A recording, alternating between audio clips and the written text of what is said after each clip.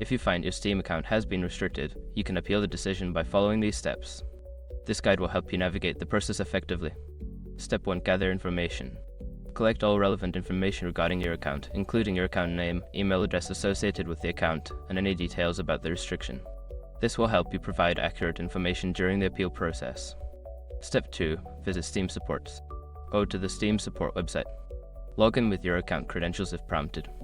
Navigate to the section that deals with account issues or restrictions to find the appropriate options for your situation. Step 3. Submit a ticket. Locate the option to submit a support ticket. Choose the relevant category that matches your account restriction. Fill out the required fields with the information you gathered in Step 1, clearly explaining your situation and why you believe the restriction should be lifted. Step 4. Provide evidence. If applicable, attach any evidence that supports your case. This could include screenshots, transaction history, or any other documentation that demonstrates your compliance with Steam's policies. Step 5. Wait for a response. After submitting your appeal, be patient and wait for a response from Steam support. It may take some time for them to review your case, so check your email regularly for updates regarding your appeal.